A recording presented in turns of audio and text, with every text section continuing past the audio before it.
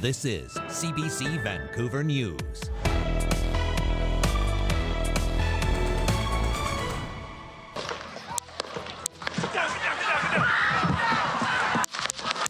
Rally chaos.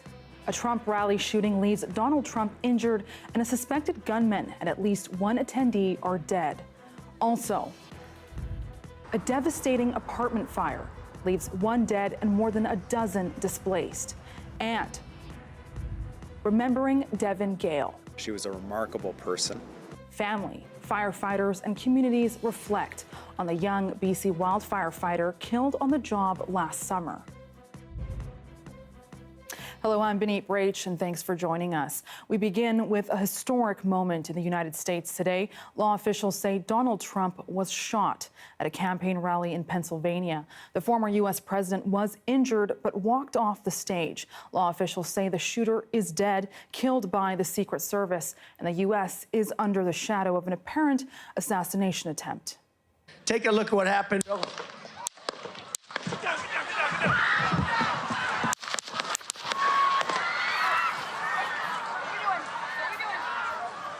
Chaotic scenes at the rally. Everyone ducked, and bodyguards surrounded Trump. Blood appeared close to his ear, but he was shouting and raising his fist as he was escorted off stage. The Secret Service says one person in the audience was killed and two others injured.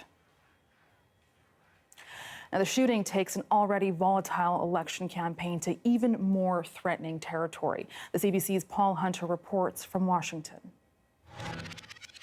We've seen the video many times now.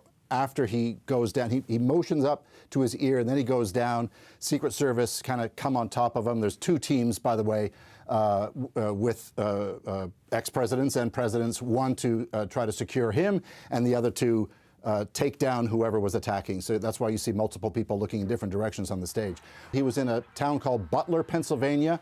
Obviously at a campaign stop. Butler is about 60, 70 kilometers north of Pittsburgh. That is deep Trump country. That is the part of this country where Trump is sort of supremely popular. And all of this, of course, comes just 2 days ahead of the Republican National Convention, the nominating convention, where Trump will officially be made the Republican Party nominee. There he is being whisked off into the SUV with the fist raised. He raised his fist multiple times.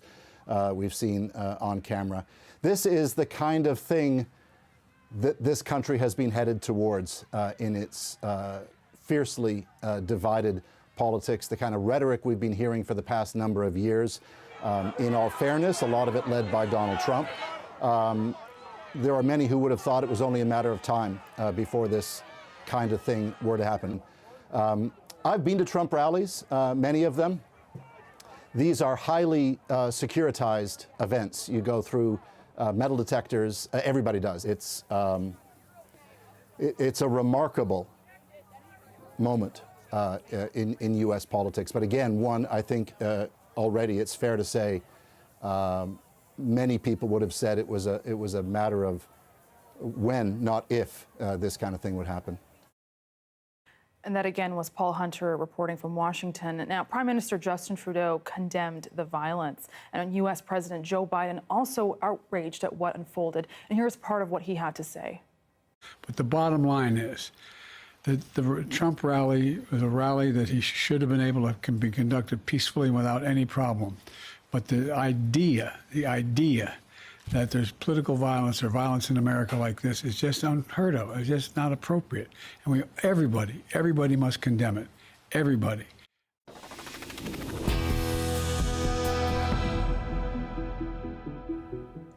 And today, BC wildfire fighters took a moment to remember one of their own. It's been a year since Devin Gale, a young firefighter, died battling a fire outside Revelstoke. And as family, firefighters, and community remember Gale, calls to improve wildfire safety are also being addressed. Megan Dueling reports. Maybe this is what we needed to question whether we want firefighters, like my 19-year-old sister, being the hottest commodity in the country for 4 months straight every year. Maybe this is what we needed, because if anything I know, it's that the world isn't playing fair.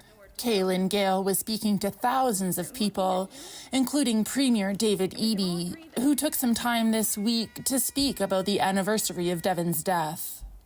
She was a remarkable person. She was in nursing school.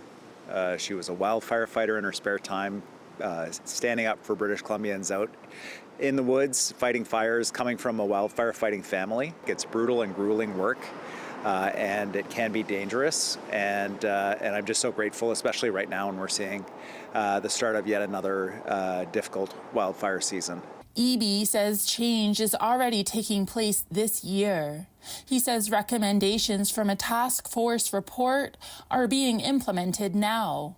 That included earlier and more aggressive recruitment, a greater number of firefighters this year, the tactics and techniques that they're using, expansion of the work to reduce some of the fuel load in the interface areas between cities and the wildland areas, where we can see the loss of homes and other structures, as well as the use of technology and cooperation between urban and wildfire fighters.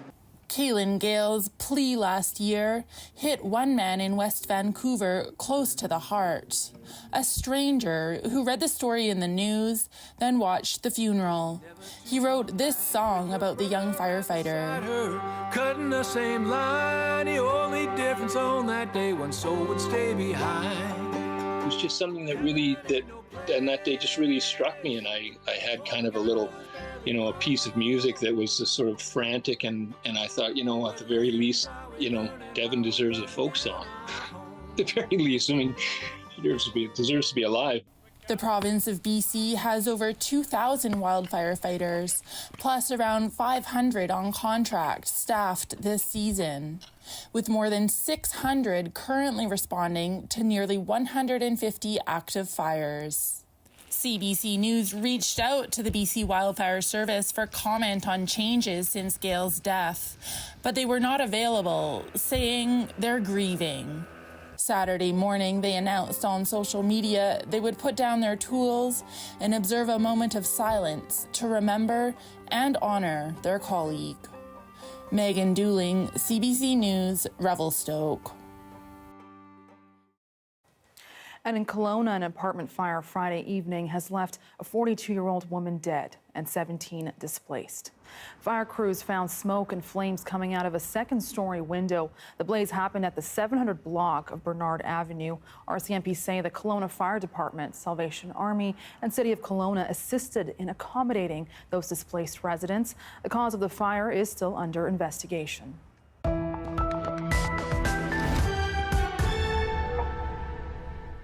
Meanwhile, in Coldstream, officials are warning residents of a string of 7 suspicious fires. Police say among them, one fire was on May 24th in Coldstream Park, then 2 fires on June 12th in the Cousins Bay area, and another July 4th near Coldstream Creek Road. The fire chief says the latest one happened near College Way and Kalamalka Road next to the CN tracks. It was quite a raging one. We could see it from the fire hall. Yeah, a pretty dark black smoke billowing. At times like this, with as dry as it is, big fires start really small and can spread super fast.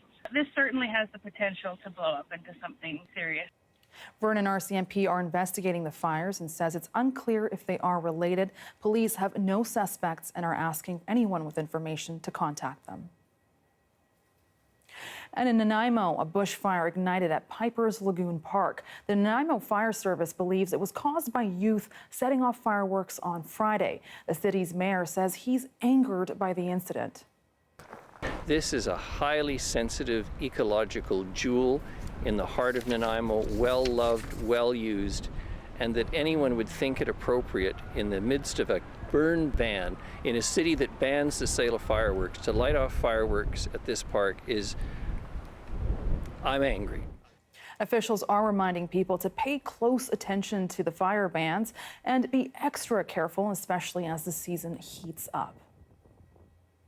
And this week's hot, dry weather has increased wildfire danger levels to even high and even extreme through many parts of BC. Despite a campfire ban, the risk still exists. Richmond RCMP say a dangerous grass fire was caused by a discarded cigarette butt this week. As Tom Popick reports, officials are pleading for people to be more careful.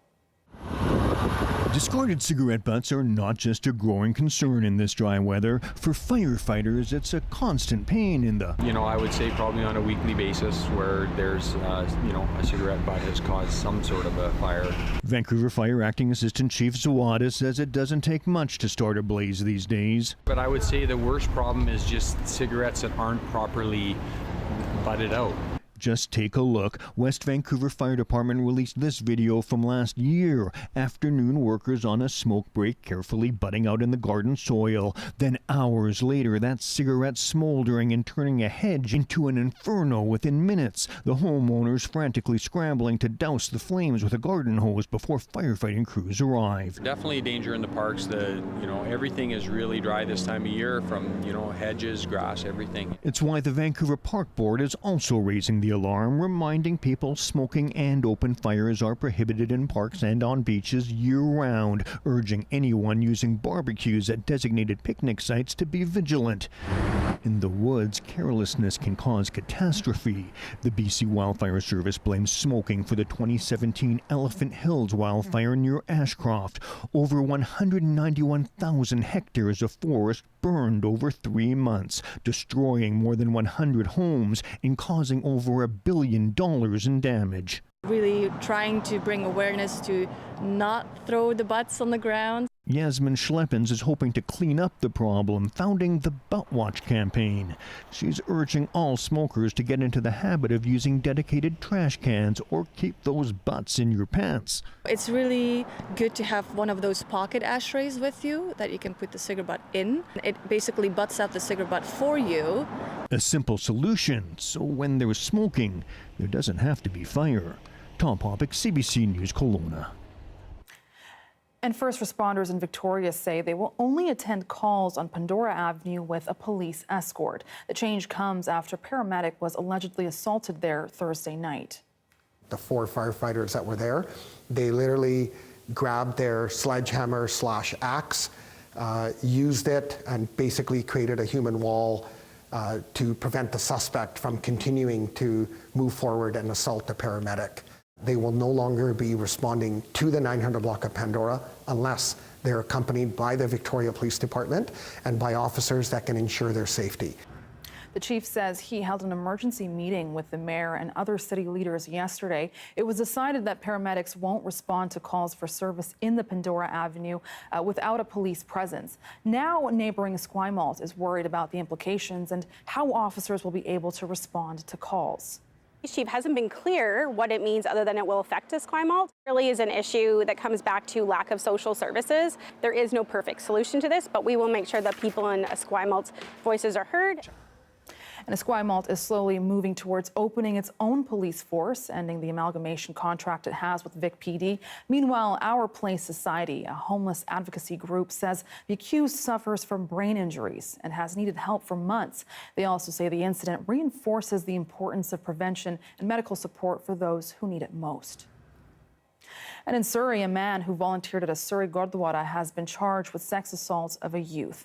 RCMP say 59-year-old Ajastar Singh has been charged in connection with an alleged sexual assault at Gurdwara Dukh Nivran Sahib in 2023. Now, RCMP say on May 4th last year, they received a report that a 15-year-old female youth had been sexually assaulted at or in the area of the Gurdwara. The Gurdwara president told CBC News that Singh was a volunteer and has not returned since the alleged assault. Singh is pending a future court date. His release conditions include no contact with children under the age of 16 and not being in public areas where children are likely to be present. And if you're planning to hit Spanish banks anytime soon, you should be ready to pay up for parking. Starting yesterday, the city is trialing a $1 an hour parking fee for the peak season. The city says it's an attempt to alleviate traffic and parking concerns at the busy destination.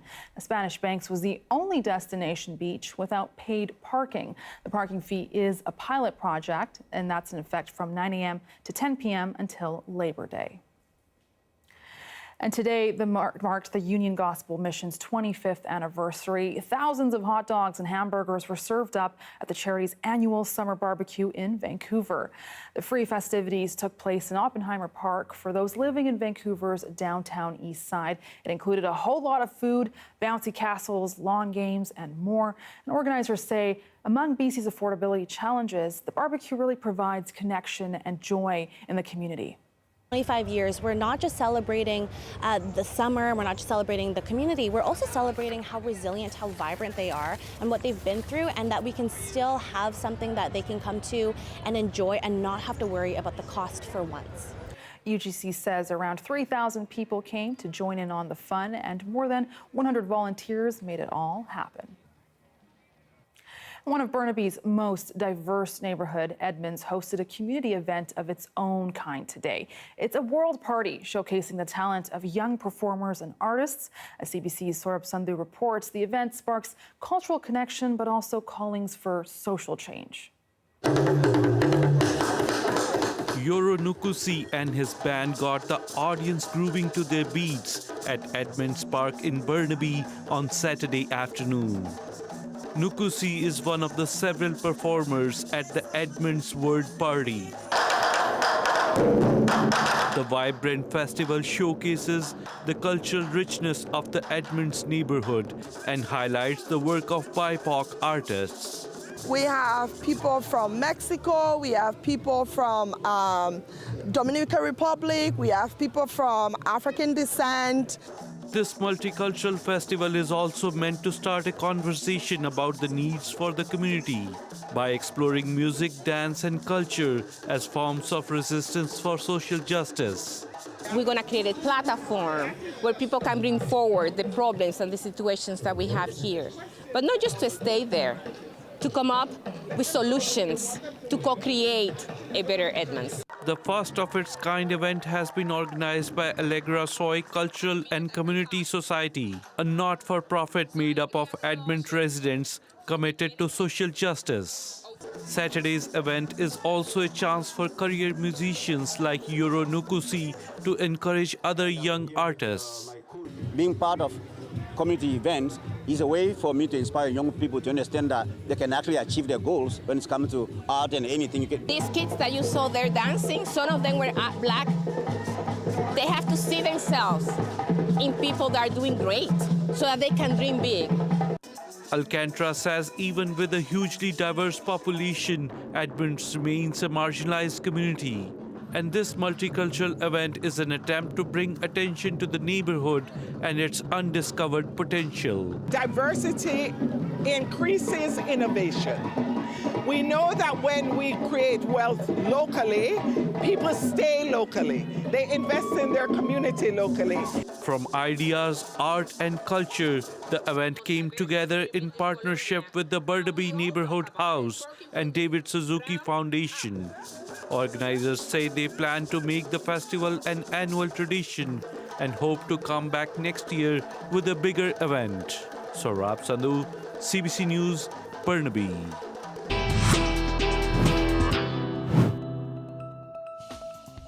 Call it a one-stop shop. The BC Lions hosted a free barbershop where you can get only one kind of a haircut. That's next. Stay with us.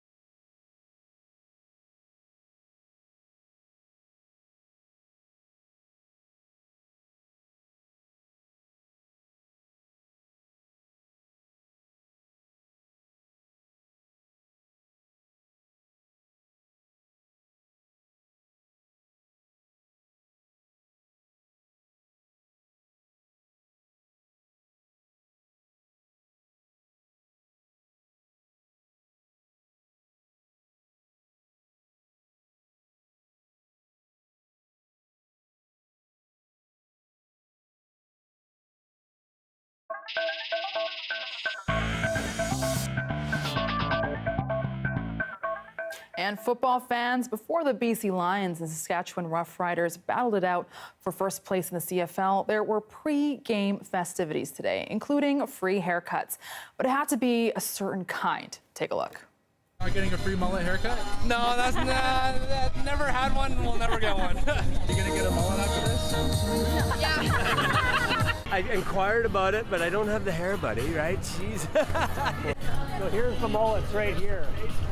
Yeah, so we're doing mullets. So AJ Olette from the Riders, and Lake from the Riders, and Tebow from our team, and Mackey from our team. They all have mullets, so you can go get a free haircut, free mullet, and then the player is going to then judge the mullet and pick a winner of each one. Mackey's a popular one. How do you feel about your new haircut? I think it's pretty sick. I like it. How do you feel about the mullet? I love it. Yeah, it's a good haircut, quick, nice, easy, and it's popular in the sports industry. It means a lot, man. Just for us to even have the opportunity to be here and to have a lot of fans come down, and it's great. It's a nice place to be. Nice weather, good time. What we do as a family, football is life. BC Lions is life. This is what we do. Yeah, ready? 3, 2, 1. What the heck's a Rough Rider? Do-da, do-da. What the heck's a Rough Rider? We started it all off with the season opener. We had 50 Cent play, and we sold it out, our home opener, which is a lot. It's 54,000 people. I love it. I think that the owner's done a good job in trying to get everyone, into it. And yeah, this is awesome. They don't used to do this type of stuff, but it's a lot of fun. Really, what we try to do at the Lions, we're really trying to make every game an event, really engage fans from everywhere. Which, if you haven't been to a game yet, come and see what it's all about. I guarantee you'll have fun. And free mullets were not the only reason for BC Lion fans to celebrate. The home team won 35-20, snapping the Saskatchewan Roughriders' undefeated streak. Lions lead by 3. A chance to make it more. Making the stand back. End zone. Touchdown.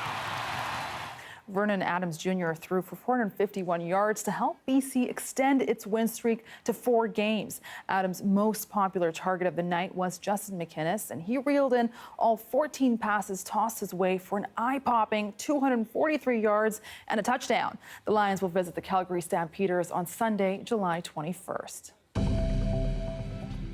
And here's a live shot of BC Place in Vancouver downtown, bright and orange. I'll have your full forecast next.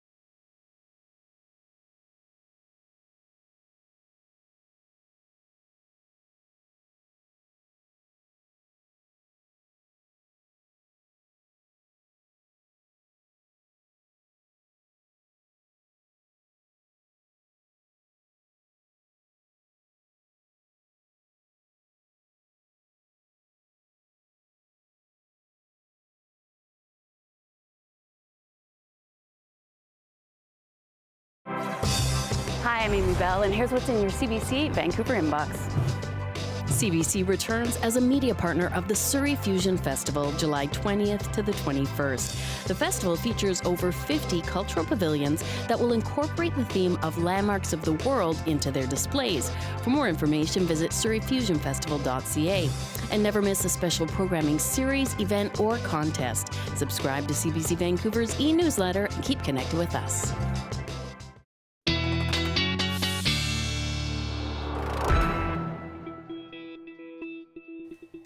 And let's take a look at your BC-wide weather forecast, starting with your current temperatures. Another hot one today. We're looking at 22 degrees in Vancouver, 25 in Abbotsford, 20 degrees in Victoria. In the interior, there is that heat wave warning, 34 degrees in Kamloops. Looking ahead into the week tomorrow. Still lots of sunshine, 35 degrees in Kamloops, Colona, and Cranbrook. Again, we're talking about that heat wave warning. It'll be 25 degrees in Victoria, and Dease Lake will get some rain, a little bit of sunshine as well. And looking ahead for the 5-day forecast, still lots of sunshine. We're going to start at 24 degrees on Sunday, and then it'll stay between 23 and 26 degrees for much of the week. More cloudy towards the end of it. But again, stay hydrated, stay cool for the week ahead. It'll be another hot one. And that is your late news for this Saturday. Thank you so much for watching. For news at any time and any hour, you can always go to our website at cbc.ca/BC. Have a great night and enjoy the rest of your weekend.